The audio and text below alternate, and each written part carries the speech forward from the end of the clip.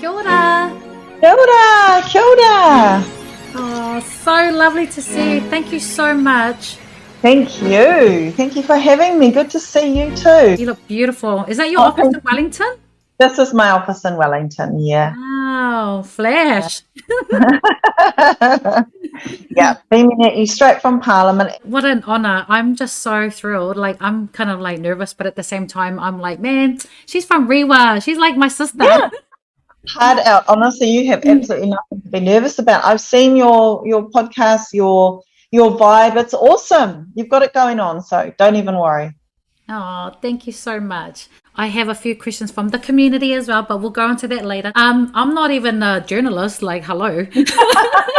No, it's all good. It's all good. The unofficial journalist. Like, for me personally, you know, when I see you, you have this look, you know, this look of happiness, this look of poise, just, you know, like this inner peace. When I remember introducing you on stage at the Ihumatao event, I think I've introduced you twice. Oh my gosh, awesome.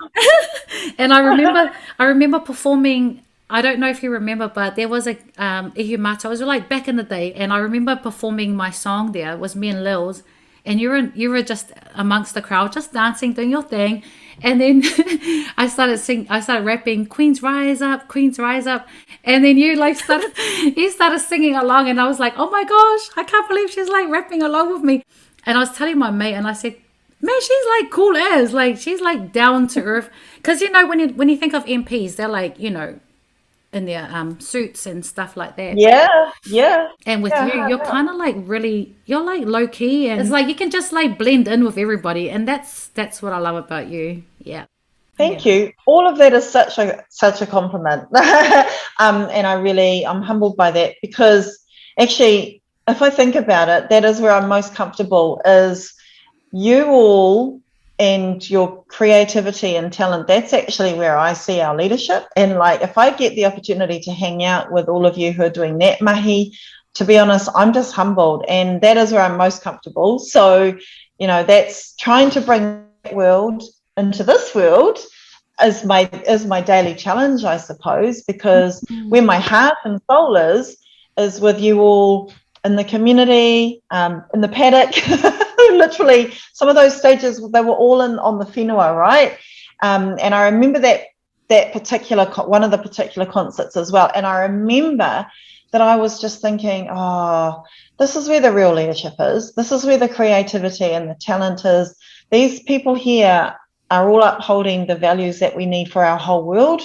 And so, of course, I'm going to want to be a part of that, and feel humbled that I do get to be a part of that, to be quite honest with you. Just be humbled to be on any sort of a stage and have any sort of a platform, because in my eyes, you're all the real deal. You're like, you're all the real deal who are doing the inspirational work and the visions and the storytelling. So thank you for bringing those memories back to me. That's like, I don't get to ruminate on the beauty of those grassroots movements and memories often enough. So thank you so much for that. This is a different world. Yeah, I totally get what you're saying. And part of me being here, I suppose, is trying to demystify what this place is all about, because I want more Maori and Pacifica and young people, people from communities who wouldn't normally make it to the places of power. We need more. We need more of that. And yep, I'm far more comfortable with my community and with activist movements and with progressive movements, and certainly in the creative communities. I'm far more comfortable there. But I think that we have to understand that this place holds a lot of power and resource, and we need good people in it. We need people who are connected to the Ihumatao movements, and we need good people who have experienced life, a life that is not just about a life of privilege. You know, this place needs it. And so for those of us who have that rare privilege to be able to forge some pathways and stay connected is, I think, the most important thing. Because a lot of people have come into the hallways of power from a range of backgrounds and from struggle and hardship, yes, but not everybody stays true to those experiences and to those communities either. And when you forget that you haven't come from power, the baubles of power can actually become quite intoxicating for you. They're quite tempting.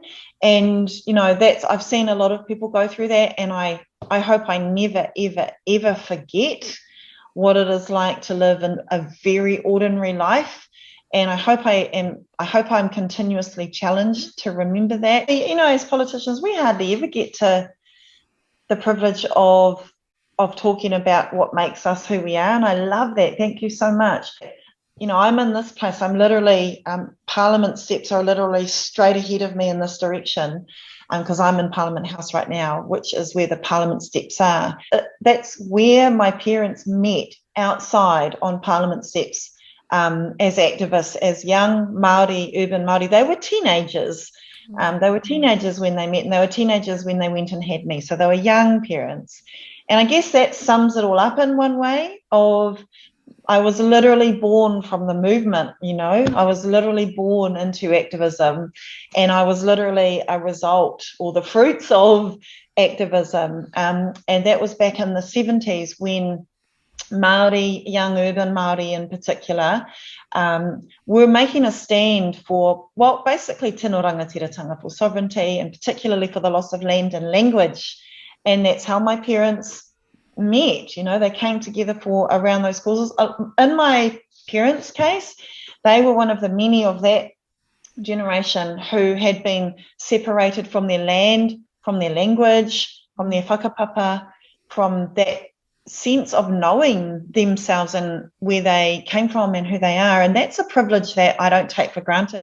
This is why single parents are absolutely struggling in a lot of ways every single day, and I acknowledge all of you. And this is why our collective support is so important, because we as a community, we should be collectively responsible to helping all of our whānau, all of our parents, all of our tamariki. And unfortunately, the world has privileged some children and some families over others.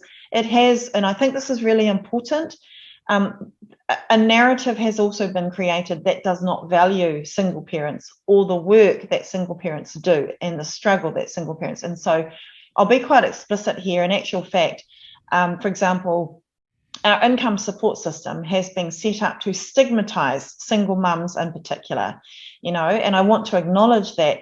This is why I say none of us, not one of us, are immune to needing support. So why on earth would we think that, why on earth would we want to stigmatise single mums? Well, the systems have.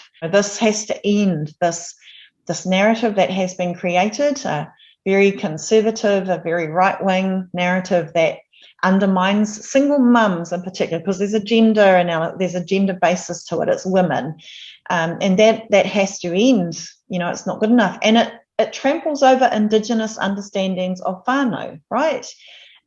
Because what it's trying to do is it's trying to fix us all in a box that says that the most valuable families are those with a mum and a dad and children, and that's it. Well, that's just not true, particularly for Māori and Pasifika communities. Okay. I'm just going to pop in and go to these questions from our community. You probably know some of them, because you might know Justin Latif.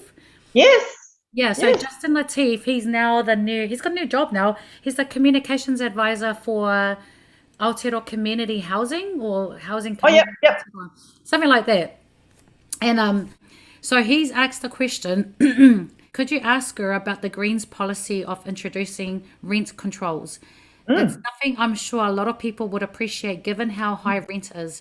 How would it work, and does she think Labour would agree with the Greens on it? Awesome. Well, I wonder, because at the end of last week, we went out really strongly with rent controls and a rent freeze in particular, which would prevent people's rents from being increased any further at all until we increase our supply of affordable and public housing, and until we put in place some rent controls. But what I'm clear about is everyone should be entitled to a stable, affordable, healthy home, no matter what, whether you rent or own.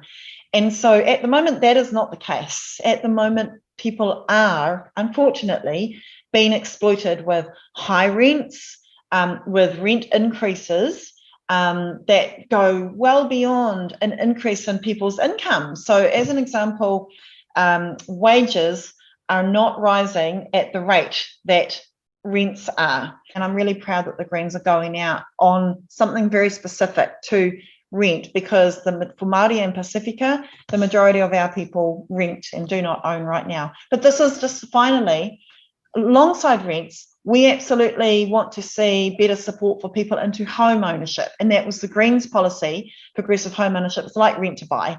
Yeah. That was because of our agreement with government last year. And that's why we've got a progressive home ownership policy right now. So, we want more people to own homes, but right now we need a stopgap for the many people who are renting right now as well. But one of the things that we've been clear about as the Green Party is, yes, we support if Kāinga Ora is going to redevelop and use land better to build back more good affordable housing for public housing. Yep, we support that. But of course, we want to make sure that all Kāinga Ora tenants are looked after properly in that process.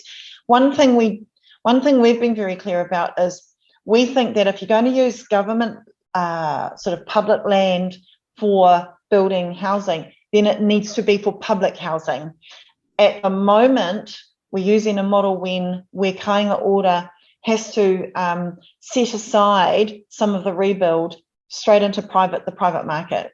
And we disagree with that. We think that public land should be for public housing, but that's all about balancing debt, which is hoha, because the best investment you could make is in housing, no matter what, whether it's debt or not. So along with that, yes, you're absolutely right. We want to see particularly Māori and Pacifica-led housing for progressive home ownership, for rent to buy, basically. And that we want to see more of that. And I will keep supporting that mahi. And in the meantime, make it easier for people who are renting right now as well. I love your passion. I love it. You can just see it in, your energy. And I thank you for your amazing work that you're doing and caring for our people, caring for our communities out here. Oh, honestly, you're all my role models. And I mean that, for real, though. You all doing the hard grit every day in our communities. I hope you get lots more sponsors. And consider this my endorsement. We need more voices like yours. We need to give platforms to more and more people like you. And especially, I'm always going to back our Māori and Pacifica women, forever. And I hope you get the support and ongoing platform that you need for your voice and for the vision that you're creating. And honestly, you're all my role models because you're there doing it every single day. And I take so much encouragement and inspiration from that. And I thank you all for the mahi that you're doing. I learn from you all. I've learned heaps just today about your mahi, about the views and experiences from the community. And it's a privilege for me to have been a part of this incredible Talanoa. Thank you so much. Love your mahi so much. And thank you for giving all of us a further platform and a voice. Kia ora. Ka kite.